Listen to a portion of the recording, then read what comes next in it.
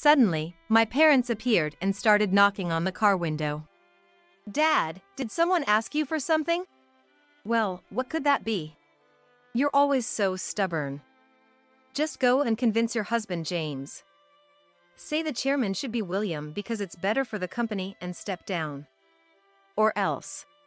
So, they've teamed up with my in-laws to knock James off the chairman's seat. And then I noticed, in Mom's hand was something like a crowbar. She swung it high and crash, the window shattered. I was stunned for a while when I heard that a suicide note was found in James's car, who had fallen off a cliff. Then, a week after the car was found, an envelope arrived with a specific delivery date. "James?" I hurriedly received the envelope and opened it with trembling hands. Inside was a letter. And a key. "Read this without our parents finding out." Of course, I knew that. But he probably wanted to write it that way. "This is something I wrote in advance, in case something happened. If I'm there when you receive it, just laugh and give it back to me. But if I'm not there, please, Linda, take what's stored in this locker and flee to your Uncle Richard's place immediately." Susan, my sister-in-law who was reading it with me, and I exchanged glances. And then we immediately grabbed the essentials and ran to Richard's house, my husband's uncle. To protect ourselves and our children, and to let both our parents know what they had done. My name is Linda, 34 years old. I'd like to say I'm just an ordinary housewife, but that was only true until a week ago. Now, I'm a widow with 2 children. James took his own life. That's the most likely possibility, I was told. His car had fallen off a cliff. And a suicide note was found in the dashboard. I can't believe it, I won't believe it. Because it's true. There's no reason for James to take his own life. By himself. Rather. James and I met at our workplace. A real estate resort hotel, the place I had always wanted to work. As a child, I was captivated by a large, beautiful hotel I visited at the invitation of my parents' acquaintance. I chose a university that would teach me important things for the tourism industry, and even my part-time jobs during my student years were behind the scenes at nearby hotels. And finally, I got a job at the resort hotel I had always dreamed of. It was a place known for its strict employee training, and I almost gave up early on. The reason I was able to keep going was thanks to a colleague at that time. People quit one after another, unable to withstand it, but someone was watching over me, the one who remained. That person was James, who later became my husband. We dated for 2 years before getting married. But I was surprised by a fact I learned at that time. James was the nephew of the chairman of this real estate group. He was supposed to become a part of the group's upper echelon eventually, but at that time, he was still working as a resort hotel employee. After our marriage, James moved from the hotel to the real estate side and started showing his face at his uncle's, the chairman's, office. Originally, this group was just a local real estate business, but it grew significantly after the war. The current chairman is the second since the group was formed, and it's said that Richard's skills played a major role in its growth. During the good times, he convinced his parents, so they suffered less when the economy turned bad. Then they started developing resorts, and that too was steadily advanced. But things started getting fishy around Richard when he fell ill last year. And that was because Richard had no direct heir. That's when Richard appointed James as his successor. And that decision shortened James's life. I couldn't quite come to terms with the news from the police that James had died. In the midst of that, my in-laws kept calling. "Linda, what happened to James was something terrible." Something terrible? Is that how these people summarize their own son's situation? "Hey, Linda, it's going to be tough on your own, right? Come and live at our house." "That's right. With James gone, you're going to have financial difficulties, right?" William and Jessica, my father-in-law and mother-in-law, took turns speaking such words to me. Feeling irritated, I responded, "I can't think about the future right now." And with that, I hung up the phone. What now? I thought. After all, I had only met these in-laws twice. First time, to announce our marriage, and the second time was our wedding day. They never even showed their faces when our son and daughter were born. Yes, James had always avoided his parents, my in-laws. He had harbored distrust towards them since our marriage, saying to me, "Those people are scum who never even try to work for themselves." James's parents currently hold certain posts within the Smith real estate group. But that's just to keep them from doing anything, James had explained to me. He said they were completely different from the capable Richard, and everything they did turned out to be a detriment to the group. So they're given nominal positions just to keep them from messing up. Just going on inspections, which are basically just vacations, he said. Didn't they take you on those trips, letting you see various places? James scoffed at the thought. Me and Susan were always left behind in our big house. James had a sister named Susan. Susan married a man with no connections to the group and lived in the city where he worked. Robert, Susan's husband and James's brother-in-law, got along strangely well with James. He would go out of his way to visit James when he was nearby for work. Susan would be like, "I'm jealous of James," seeing how close they were. Yes, the two siblings got along well. And both had a strained relationship with their parents. But I'm fine with it. Once I got married and moved away, I didn't care about them anymore, Susan said nonchalantly. But James is involved with the group. And that means? Our parents know they're the failures of the group, so they hate seeing James do well. Is that how it is? At our house, yes. But your parents are different, right? Not at all. Yes. My relationship with my parents was not good either. No, it was fine when I was a child. As their only daughter, I thought they loved me. But their true nature emerged when I was in college. Quit college and come back home. That was the sudden message I received. It was for a marriage proposal. They wanted to make me, a 20-year-old at the most, come back home for that reason. Apparently, Thomas, the son of a well-known local figure, had taken a liking to me when he returned home. I insist on having her as my wife. To fulfill Thomas's spoiled wish, my parents were willing to do it for their own benefit. We've raised you so far, so you should show filial piety towards us, right? I felt my image of my parents shatter. They had raised me, their daughter, just for the sake of a return. Realizing this, I firmly refused to return home. Then, they stopped sending me money for education and living expenses. They thought that would make me come back. But I stubbornly refused to return. I consulted with my professor and found a way to continue my studies without being taken back by my parents. It was a struggle until I graduated. I managed to cover my educational expenses through scholarships. The problem was living expenses. I moved out of my secure one-room apartment, sold unused furniture, and moved into an older apartment. My life revolved around university, part-time jobs, and job hunting. I only went back to my room to sleep. As a result, this part-time job experience led to employment and meeting James. And my parents were oddly happy about my marriage to James. Aren't they good parents? Comparing them to his own, James said with a wry smile. No. They did their research. They found out that you are the nephew of the chairman of the real estate group. You're kidding. James couldn't believe it for a while. But when my parents visited for the births of our son Daniel and our daughter Mary, James also realized they were not so different from his own parents. After all, my parents said, "Now that you have 2 kids, your future is secure. Yes, it'll make our lives easier too."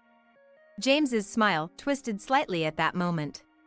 Both James and I were sensitive to the words of parents. Especially James, who knew about my struggles during college. Were they a bit too relaxed, or did they just take it for granted? Either way, their words were clearly meant to mooch off of us and our kids in the future. After that, James started to be wary of them too. Distant in-laws, parents trying too hard to make contact. While being cautious of both, I continued raising our children.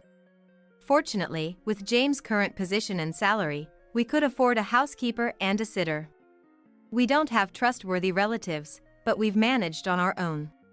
But last year, things changed. Richard fell ill. Richard, in his 60s, who always kept fit and seemed immune to sickness, suddenly faced a health crisis.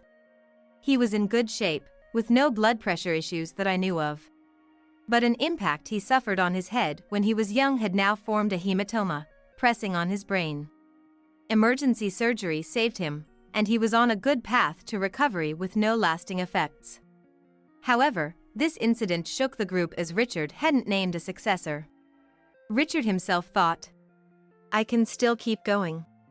That's probably why he hadn't decided yet. But illness strikes unexpectedly. Once you know that, you have to think about a successor. And here's where the problem arose, the choice of who it would be. Richard and his wife had no children. No biological or adopted child was there at that time. So, Richard, while recuperating, nominated James. It seemed a reasonable choice within the group. Most senior employees knew that James was being trained and educated within the group. But some just couldn't accept it. The in-laws. "Wait a minute, Richard. Isn't he still too young? Aren't I the closest one to you, Richard? Why are you overlooking William for James?" They apparently confronted Richard while he was recuperating. Richard retorted sharply, "If I leave it to William and the others, the group will be ruined." And he explained clearly why he chose James. But then, their focus shifted to James. "Step down, say you're too young and want your parents to take over." Those were their words. It was a threat, clear and simple. Initially, it was, "Please." But gradually it turned into, "Do something about it, or else." Their tone changed. "This is bad." "What do you mean?" "They might harm me, you, and our kids if we let them be." "Really?" I initially wondered if they would go that far. "They would," James said. "I never thought of them as my parents. And they probably don't think of us siblings as their children. No, that's not right. They only see children as tools to generate profit. I feel the same about my side." "No." James shook his head. "Their level of scum is worse. Your parents are just hanging on for profit, but mine, they'll try to take everything." "Then what should we do?" His use of the word take startled me. We had finally found a family filled with love and trust. I didn't want anyone to be hurt. "I have an idea. I'll make sure the condo's security is tight against intruders. So Linda, please protect the kids when you're outside of the house." "I'm not sure if I can handle it alone." "I'll ask a security company through Richard. They'll discreetly guard you when you're out." "Understood," I responded. Since then, I've chosen popular places for outings with the kids. I also actively participated in gatherings with mom friends. It's harder for them to harm us when we're in a group. But still, there was a time when someone tried to kidnap one of the kids. It first happened at the park while playing with the other kids. I thought I would just be chatting with mom friends while we watched our kids play. But then, a plump middle-aged woman, who seemed to be just strolling, suddenly picked up Mary and started running. Luckily, the security guard, who was watching over us discreetly, quickly intervened. But the woman who tried to kidnap Mary ran away with surprising agility. In the end, we never found out why or who was behind it. "People, be careful, it's a scary world out there," everyone would just say. We agreed on a common understanding to be wary of both money motives and pranks. But I had forgotten one thing to be wary of. "Hey there." I ran into my parents in the condo's parking lot. It was right after shopping with the kids, as we were getting out of the car. I quickly turned back into the car and locked it. Blatantly, my parents started banging on the car windows. "Mom, why are Grandpa and Grandma doing this? I'm scared." I cracked the window just enough to speak through it. I really didn't want to open it, but we couldn't talk with it closed. What do you want? Ah, you finally opened it. Listen, Linda, could you please talk to James? What? You know, isn't it a bit off that young James is becoming the next chairman? Shouldn't it be William's turn? A chill ran down my spine. Could it be that these people? Dad, did someone ask you to do this? What? I don't know what you're talking about. Dad pretended not to know what I was talking about. And Mom said, "You're always so stubborn. Just go and convince your husband, James. Say the chairman should be William because it's better for the company and step down. Or else." In Mom's hand was something like a crowbar. Then she swung it high and crash, the window shattered. The kids screamed. Mom reached her hand through the broken window. "Get down!" I yelled to the kids and frantically honked the horn, signaling to the security guard who must have been nearby. Thankfully, several men soon came running. Tisk! My parents clicked their tongues and quickly left the scene, escaping in a nearby car. "Are you okay?" The security guards asked us. "I'm fine, but the kids." "I'm okay," Daniel responded loudly. But it was true that shards of glass had fallen on both of them. "I'll head back to our room now. Can you escort us to the entrance, please?" The guards agreed and escorted us. The manager was surprised at our situation and promised to thoroughly guard against outsiders. That night, I told James everything. My own parents, of all people. Ah, they must have been convinced. Offering a good position if they become chairman or something. It was likely. Very likely. Why did both our parents have to be such people?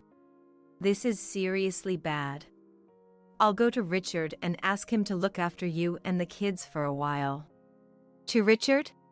Yes, but we have to make sure we're not noticed. Also, I'll contact Susan. I want her to stay with you and the kids for a bit. But won't that be a burden on Susan? Considering who we're dealing with, it's necessary. They might think the same thing could happen to Susan since she's of the same bloodline. We're better off making a united front. With that, James immediately contacted Susan. Unbelievable. Those people. All right, James, I'll join you. What about Robert? Robert's got work, right? Well, yeah, but okay, I'll talk to him. Thanks. It's good to have siblings at times like this. I thought to myself. And the next day, Susan came over promptly. I told Robert about the situation, and he said he's got something to look into and will join us later. Really? Robert's reliable. Well, he is the man I chose. We laughed together. But the day after that conversation, the call from the police came. We've found James Smith's car at the bottom of a cliff. I couldn't grasp the meaning of the words immediately. What does that mean? He was brought into the hospital earlier. I couldn't quite process the rest of the words. Mrs. Smith, are you listening? I heard the voice from the other end, but I couldn't move right away. Shocked, Susan took over the call. After that, it felt like I was just being dragged around by Susan everywhere. We went to the police, confirmed things, and were handed an envelope found on the dashboard. A will. When opened, there was a printed letter inside. The content was, I can't bear the burden of being nominated as chairman, I'm sorry. That's what it said. So, has the police concluded that James took his own life? No, there's still an autopsy and other procedures, so the final conclusion will come later. We're just showing you this because it was found. There's no way he'd do this to himself. I was shouting loudly. James, who always told us to be careful. I couldn't find any more words after that. The police said, We'll contact you when it's time to return James's body. And sent us home. I can't clearly remember what happened for a while after that. The local news on TV was saying, It's not yet clear whether it was an accident. Having said that, they also said a suicide note was found, and there's a strong belief that he took his own life. That was how it was reported on the news. I was so angry, I turned off the TV, and the kids looked at me anxiously. Is Daddy coming back? Daniel is 8, Mary just 5. Both of them had been taken out of school and kindergarten for a while. I was truly grateful Susan was there. My mind felt like it was covered with a thin film at that time, everything felt unreal. However, a week after the car was found, an envelope arrived with a specific delivery date. Linda, take a look at this. Susan handed it to me, who was in a daze. I glanced at the sender's name and my eyes widened. James? In a rush, I took the envelope and opened it with trembling hands. Inside was a letter. And a key. Read this without our parents finding out. Of course, I knew that. But he probably wanted to write it that way. This is something I wrote in advance in case something happened. If I'm there when you receive it, just give it back to me. But if I'm not, please Linda, take what's stored in this locker and run to Richard's place immediately. Susan and I, reading it together, looked at each other. Then hurriedly, taking only the bare minimum, we took the kids and all got into Susan's car. My car had been under repair since that time. I didn't feel confident driving a rental car to Richard's in the next state. So, I relied on Susan. Leave it to me, just wear a hat and a mask, Susan said with a smile. And then we drove non-stop. We were anxious until we reached Richard's house in the next state. I assumed security guards were nearby. But after what happened to James, I was worried something might happen to the car. While on the road, I contacted Richard's house. We're on our way. We parked inside the property and hurried towards the main house. Richard and his wife Nancy were already there to greet us. We're glad you're here, Linda, Susan. James asked us to guard you guys, and said he'd send you guys here eventually. But to think it would come to this. Thank you for having us. I'm sorry. This was the only place we could turn to. I apologized deeply. The kids were looking around the grand entrance in amazement. Don't worry. I didn't expect it to come to this. I underestimated them. I never thought they'd actually target James himself, those bastards. Richard clenched his fist in frustration. We were led into a large, cozy living room. The room had a calm and warm atmosphere. Nancy instructed the housekeeper, then brought the kids to a corner of the room with some snacks. Thank you so much. It's all right. You want to keep the kids in sight right now, don't you? Yes, I didn't want to take my eyes off of them even for a moment. But the conversation we were about to have was not something I wanted the children to hear directly. William has always been rotten, but we lacked a decisive move to exclude him from the group. Letting him float around led to this mess. It's not your fault, Richard. My parents were involved in this too. James and I both had terrible parents. If only we had adopted James into our family earlier. Nancy muttered. Then Richard looked up. That's right, that's a good idea. Call the lawyer. Richard, I don't want those kids to end up like James. Richard said this and made me a proposal. Eventually, James's body, after the autopsy, was brought to Richard's house for a private funeral and a memorial service within the group. I attended with the kids, as the representative of the bereaved family. Behind us, my parents sat shamelessly as James's in-laws. Colleagues from the company, all puzzled and saddened by James's sudden loss, were in attendance. He was truly an excellent employee. We were looking forward to his future in the group. Thank you. James would be honored to hear that. I mechanically repeated these greetings. Friends who joined the company at the same time as James were.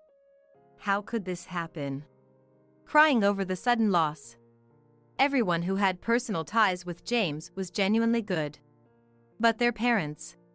After the memorial service, Richard gathered the family, my parents, and the executives at his house.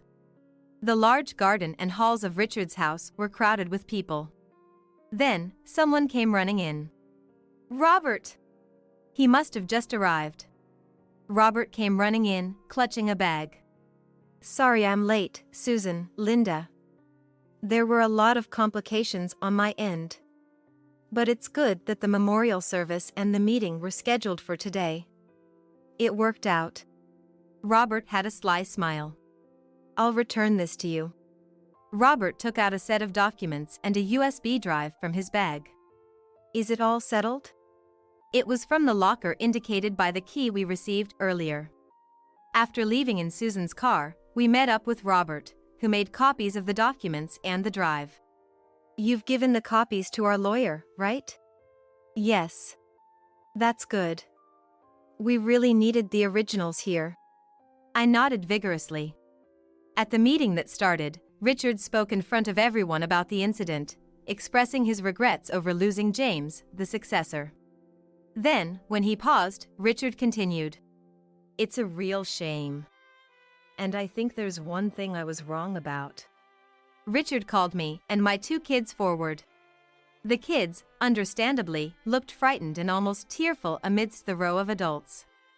I told them, "It's okay," and supported them from behind. Here, I want to appoint the next successors.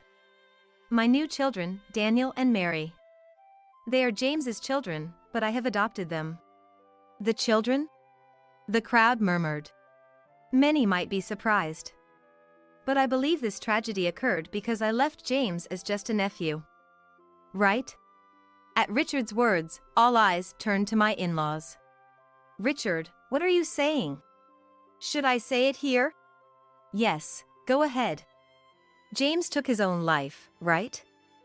A suicide note was found. Probably couldn't handle the expectations. Really? You still have more to say?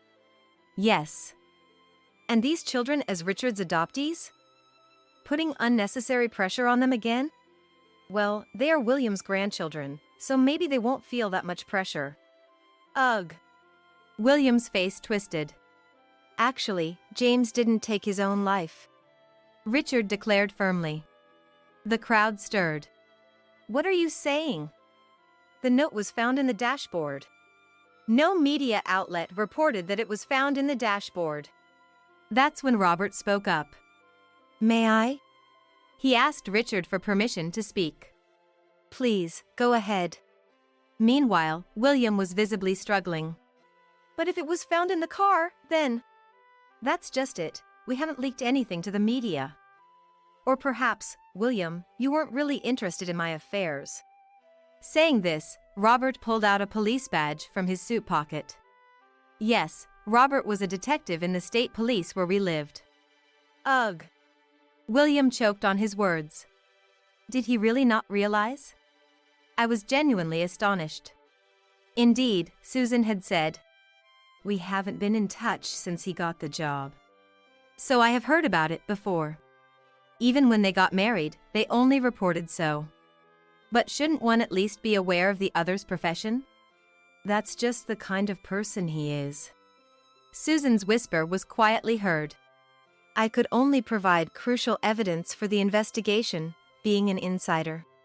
Then Robert explained. The police had been thoroughly investigating the car retrieved from the cliff since the beginning. They soon realized that the brakes had been tampered with, which happened to be on the day James sent a letter through a scheduled delivery. That day, James first went to place something in a locker at the station. Then, he went to a post office inside the station to send a letter to Linda. It took him some time. It was then that someone tampered with the brake fluid system. But that alone wasn't enough to cause immediate trouble. After that, James drove towards Richard's house. But on the way to here, there are several winding roads, right? Whispers began among the people around. Indeed. Many voices agreed. That's where a road rage incident happened, intentionally. And this road isn't always wide. Indeed, A local quirk is that despite being a frequently used road, it's surprisingly narrow in places. In such a situation, forced to precisely apply the brakes due to a road rage, I'm sure James soon realized the brakes were failing, but it was too late. So, that's what happened? Richard asked gravely. His words were vague, but the meaning was clear to all.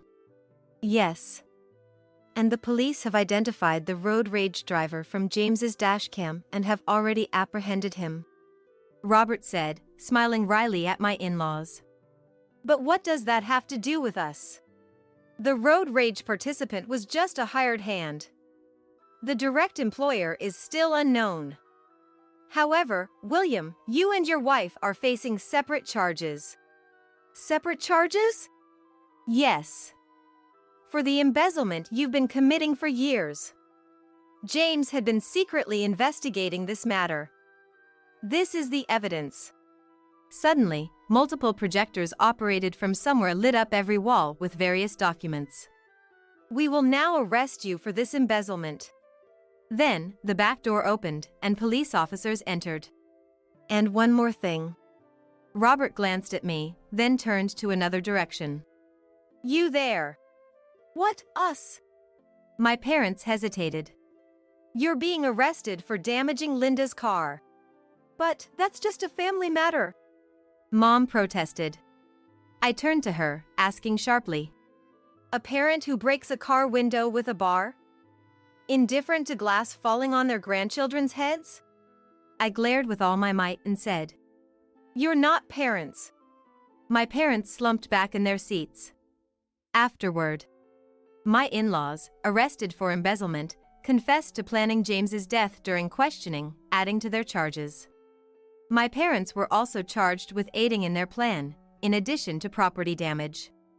The case was first leaked to local media, then reported by regional newspapers and local news. But it didn't end there. Given the sensational nature of the crime and the involvement of biological parents, it became fodder for national news and tabloid TV. And in this day and age, that was not enough. This was the digital age, they were branded indelibly. Even if they were released, what could they possibly do? But that's not my concern anymore. Since then, we've been living at Richard's house. His wife adores our 2 new children. Nancy, who always wanted but couldn't have children, is perhaps overindulging them a bit. But for now, that's okay. The kids, having just lost their dad, had to switch schools. I feel guilty for involving them in adult conflicts. But I believe this is the safest option. As for Richard, I must stay healthy at least until the kids are grown. He's diligently working on his fitness. Everyone, tea is ready. I spend my days in this house taking care of the kids and keeping these 2 company. I'm not sure how much I can contribute to them, but for the kids' sake, I'll keep doing my best.